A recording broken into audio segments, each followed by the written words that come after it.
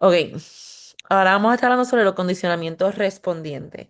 Hasta ahora hemos hablado sobre los condicionamientos operantes, ¿verdad? Que son nuestros refuerzos, nuestros castigos y el control de estímulos, ¿verdad? Que a eso es lo que hemos hablado del ABC, de los antecedentes, estímulo delta, estímulo discriminatorio.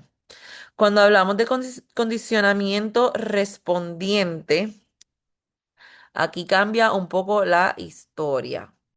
Aquí lo que vamos a estar hablando es de cómo manipulamos o cambiamos esos estímulos antecedentes. Vamos a ver la definición. Ok, se produce cuando un estímulo, un condicionamiento respondiente se produce cuando un estímulo previamente neutro, que le vamos a llamar EN, se asocia con un estímulo incondicionado, que le vamos a llamar EI, y cuando ambos se presentan en conjunto a la vez. A consecuencia de este emparejamiento, o emparejamiento, no sé cómo decirlo, esta unión, el estímulo neutro se convierte en un estímulo condicionado, ¿verdad? Y la respuesta condicionada es similar a la respuesta incondicionada. El mejor ejemplo es el caso de Pavlov, que es condicionamiento respondiente con la salivación del perro. Así que, importantes términos que tenemos que entender. Tenemos que entender lo que es un estímulo incondicionado, una respuesta incondicionada, un estímulo condicionado y una respuesta condicionado. Recuérdense lo que los estímulos incondicionados y las respuestas incondicionadas, nadie nos los enseña. Es algo que viene con la naturaleza, los aprendemos con el ambiente, versus el estímulo condicionado y la respuesta condicionada son cosas que nos enseñan. Si ustedes se recuerdan el caso de Pavlov, el estímulo incondicionado era la salivación, era la presencia de la comida y la respuesta incondicionada era la salivación del perro, ¿verdad? Estímulo incondicionado, la presencia de la comida, respuesta incondicionada, la salivación. Luego de eso, ellos cogen y le presentan la campana, que la campana es el estímulo condicionado con la presencia de la comida, ocasionando la salivación como respuesta incondicionada y respuesta condicionada. Porque eventualmente, ante la presencia de la campana, sin la presencia del incondicionado que es la comida, ya el perro entonces ocasiona una respuesta condicionada, que es que salivaba, al igual que lo hubiera hecho como respuesta incondicionada ante la presencia de sus alimentos. Y yo creo que aquí les tengo algunos ejemplos. Algunos estímulos incondicionados, ¿verdad? Y respuestas incondicionadas pueden ser esos reflejos naturales, como ante un ruido fuerte, nosotros hacemos un movimiento con el cuerpo. Los bebés lo hacen con los labios. A los bebés cuando nacen se les toca los labios y como consecuencia ya ellos empiezan a chupar, ¿verdad? Estos son estímulos incondicionados con respuestas incondicionadas.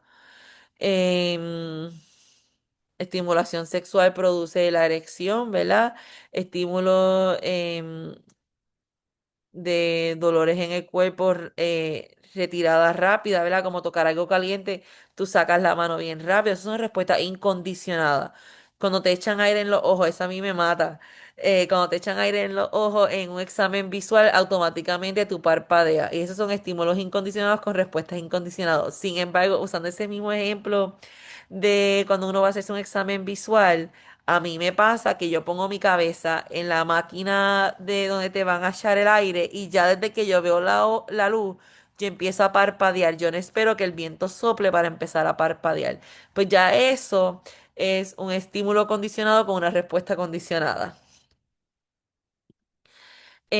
Aquí les tengo un ejemplo, ¿verdad? En el caso de Carla. Carla trabaja en una fábrica de juguetes. Su trabajo consiste, ¿verdad?, en montar piezas de plástico para formar un juguete. Las piezas de plástico primero se introducen a la máquina a través de una cinta de transporte, ¿verdad? Cuando cada pieza entra a la máquina, esta hace un ruido de clic y a continuación un metal baja y estampa el plástico, le pone como el logo. Cuando la máquina está estampando el plástico, hay una breve ráfaga, como un viento de aire, em, que produce neumático que sale ese aire directo a la cara de Carla. Obviamente ese aire no es nada peligroso, pero la ráfaga de aire hace que Carla parpadee. Ya luego de un tiempo está trabajando en la fábrica, ya desde que Carla escucha el clic empieza a, ¿verdad?, a parpadear. Pues lo que era un estímulo incondicionado con una respuesta condicionada se convierte en un estímulo condicionado con una respuesta condicionada, ¿verdad? Porque el parpadeo de Carla comienza desde el clic, no desde que viene la ráfaga. Espero que entiendan. Entonces, ¿cómo hacemos la sincronización de los estímulos neutrales y los estímulos incondicionados? Se me va a enredar la lengua aquí. Cuando hablamos sobre esto, tenemos que hablar de las diferentes maneras en que puede suceder esta sincronización. Y yo les voy a presentar cuatro. La primera, cuatro o cinco, no me acuerdo bien. Ok, la primera es el condicionamiento de huella. El de condicionamiento de huella es cuando el estímulo neutro precede al estímulo incondicionado, em, pero el estímulo neutro termina antes de que se presente el estímulo incondicionado. Que ahí podemos utilizar el ejemplo que acabamos de hablar de Carla. ¿Carla qué se llamaba? Ya se me olvidó el nombre de la muchacha. Sí, de Carla, ¿verdad? En el caso de Carla, el clic sucede exactamente antes de que se presente el soplo. Es como una huella, ¿verdad? Sucede antes. Sin embargo, desde que ella escucha el clic, ya ella está parpadeando. Pero cuando termina el clic, es que en verdad viene el soplo de aire que supone que ocasione el parpadeo. Eso se conociera como un condicionamiento de huella. Algo que sucede y termina antes de que se presente el estímulo que va a ocasionar la respuesta incondicionada, ya está presentando la respuesta condicionada de parpadeo. Está el condicionamiento de demora. En este se presenta el estímulo neutro, se presenta el estímulo neutro y antes de que este acabe se presenta el estímulo incondicionado. Acá, pues fuera que se presentara el clic y el soplo de aire ocurriera antes de que terminara el sonido clic, que no es el caso de Carla, ¿verdad? Pero pudiéramos imaginárnoslo, que tú escuchas clic y en lo que se termina el ruido de clic, antes de que termine, ya está soplando el aire. No empiezan a la misma vez, pero sí durante el sonido empieza a salir el ruido. Y habiendo entendido ese como condicionamiento de mora, se pueden imaginar que condicionamiento simultáneo es que ambos sucedan a la misma vez. El ejemplo de Pavlov del perro, ¿verdad? La presencia de comida y la campanita, ¿verdad? Que ambos sucedan a la misma vez. Aquí estamos viendo el estímulo neutro y el estímulo incondicionado se presentan al mismo tiempo. Ejemplo, el sonido y el soplo sucedan al mismo tiempo. A la misma vez que escuchamos clic, estamos recibiendo el soplo en la cara.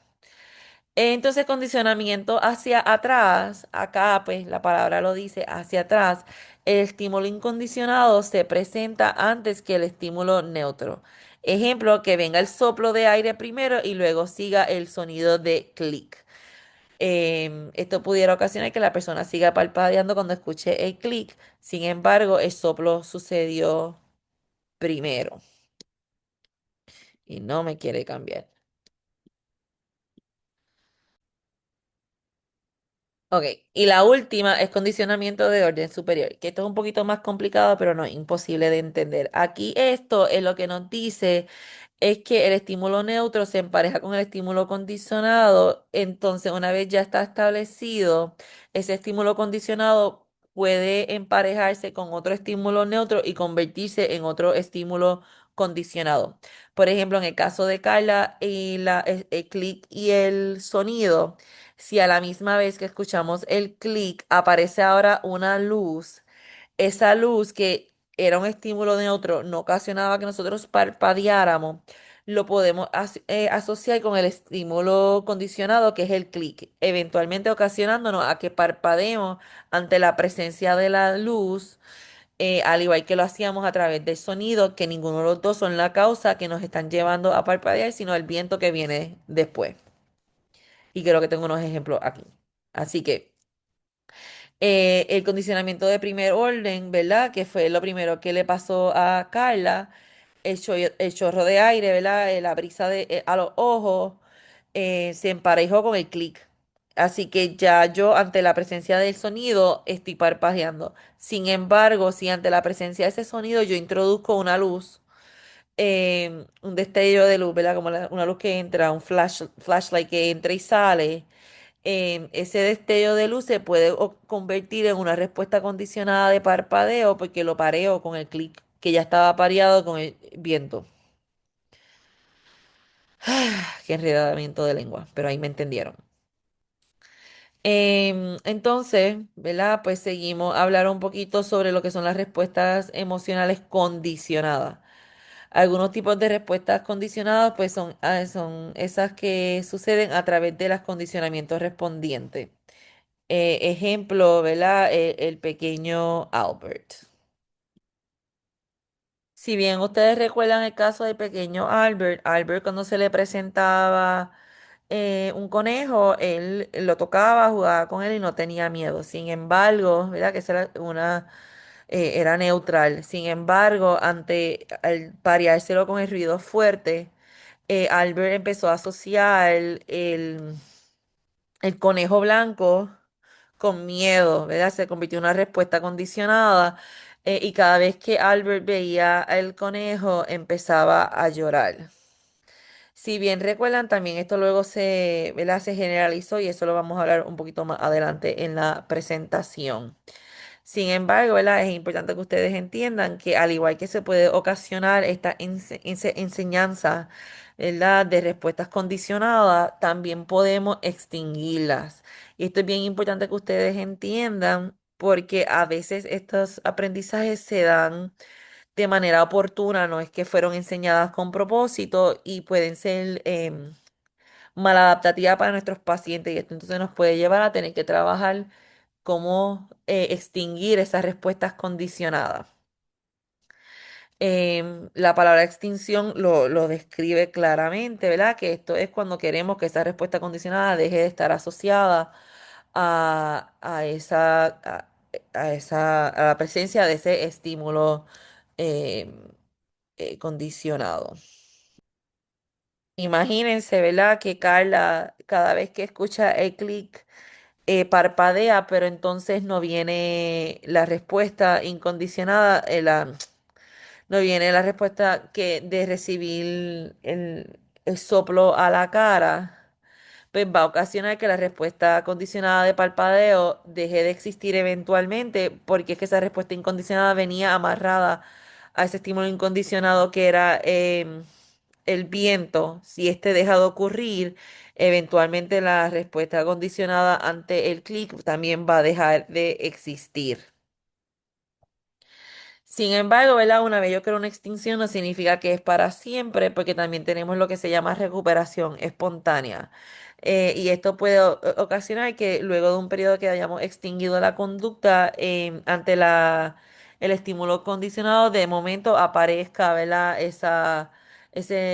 Y en ausencia de estímulo incondicionado, el estímulo condicionado deje de aparezca la respuesta condicionada, ¿verdad? Que de momento ella está trabajando, escucha el clic y empieza a parpadear a pesar de que no está recibiendo ese viento. Lo que se supone que ocurra es que a pesar de que haya habido esta recuperación espontánea, si ese viento a los ojos nunca llega, la conducta no se aprende.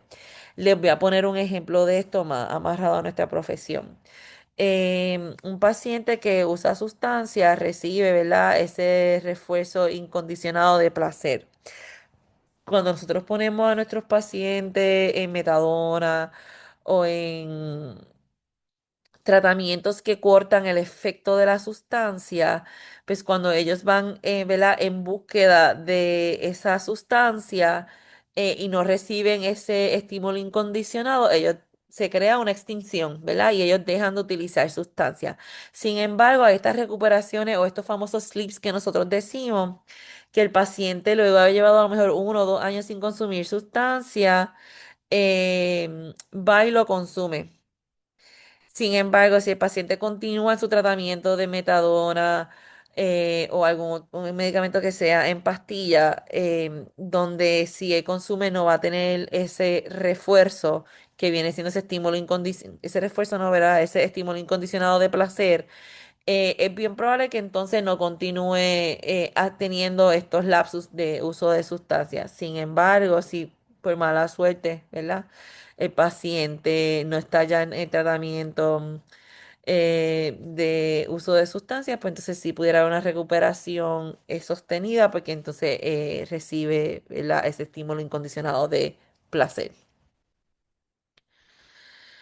Cuando hablamos de todo esto, también tenemos que hablar sobre los factores de discriminación, generalización de las conductas respondientes, ¿verdad? Por ejemplo, cuando hablamos del pequeño Albert, cuando empezó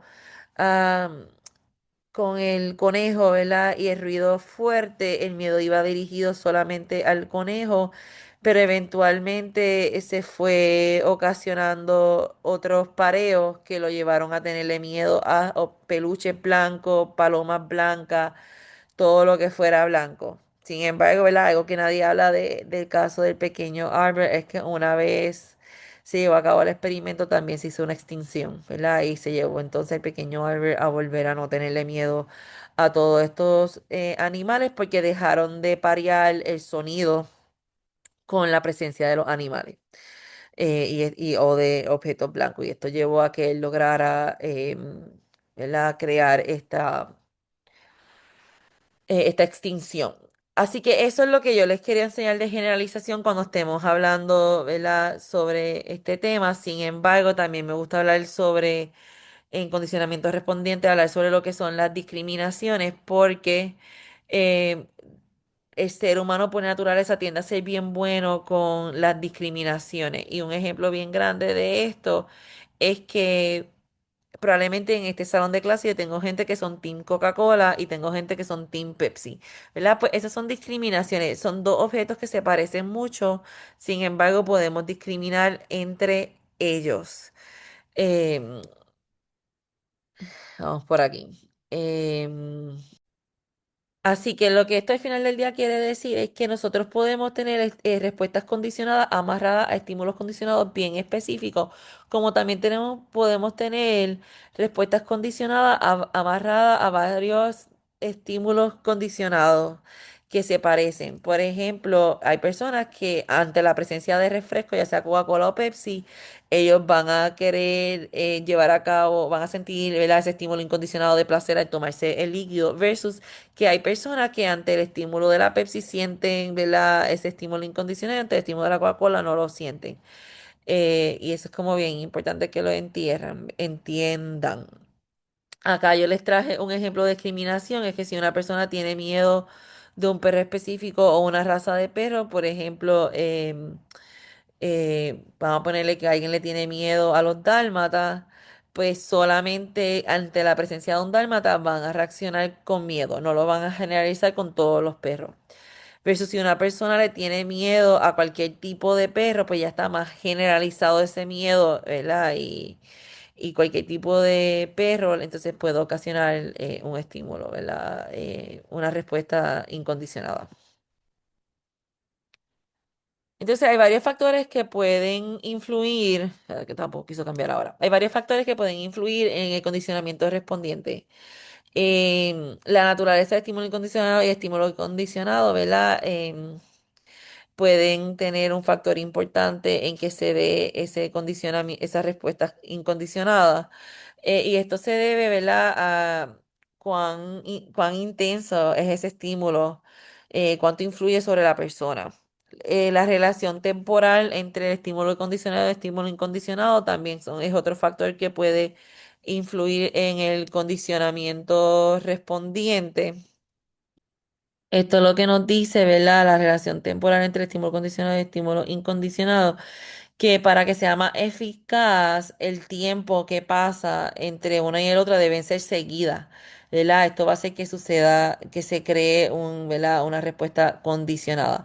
También la contingencia entre estímulo condicionado y estímulo incondicionado, entre más veces se presenten en conjunto, estas dos cosas van a ocasionar entonces esa respuesta condicionada.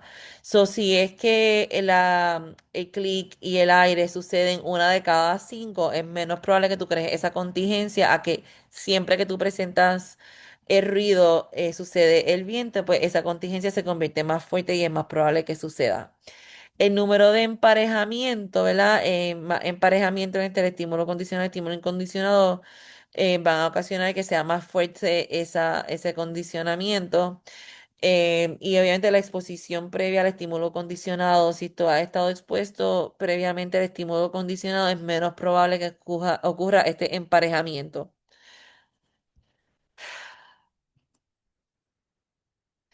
Y para terminar, quiero un poquito hablarles sobre la diferencia entre condicionamiento operante y condicionamiento respondiente. Cuando hablamos de condicionamiento respondiente, lo que estamos hablando, ¿verdad? Es que una respuesta incondicionada o respuesta condicionada están elicitadas por un estímulo antecedente. Son respuestas corporales que tienen una base biológica, ¿verdad?